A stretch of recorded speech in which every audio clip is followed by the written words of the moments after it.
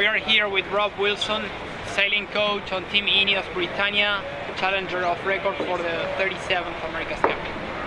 Rob, today an early morning session. Could you please summarize the day for us? Yeah, it was a very early start. We left the dock at 7:45. It was still dark until about 8:10, but we were keen to get the drainage breeze.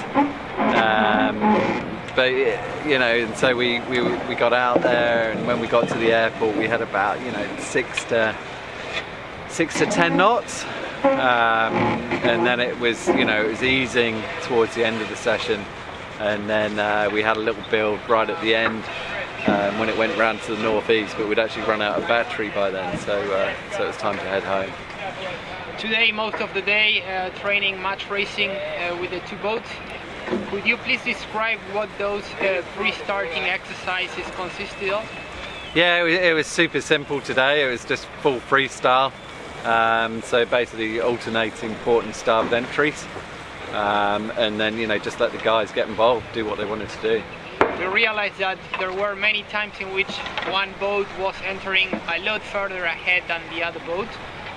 Was that intentional? No, it was just a tricky day, when it's that sort of marginal foil stuff, and if you don't quite nail the maneuver on entry, then you just get behind on the entry. So it was simple as that.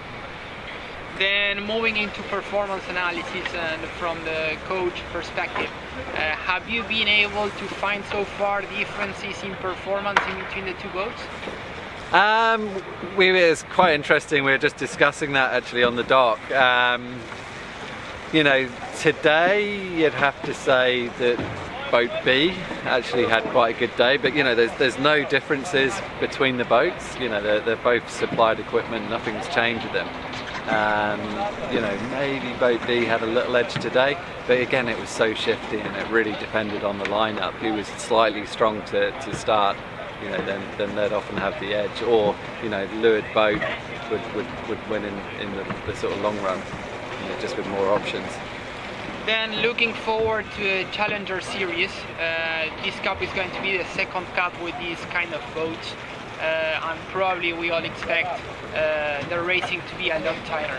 Which are the specific things that you are looking to train on these AC40s, considering that you will be racing on the AC40?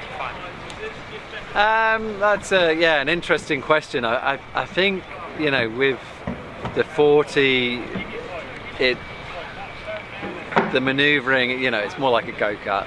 You can throw it around a lot more compared to the 75. I think we'll see the 75s getting thrown around a lot more. In the pre-start, it's going to be a lot tighter, that's for sure. I think where you really gain with the 40s, it's compared to the 75s. It's like, there's so many similarities. I think where it's good for the 40 training is good for the 75. I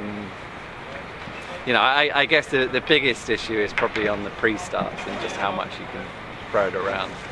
I think a lot of the tactical scenarios you get up the track are going to be pretty similar. But the pre-start is probably the most difficult one to replicate. What's the plan for the next days? Similar, more of the same, more tuning, more straight lining, and a bit more racing. Okay, thank you very much.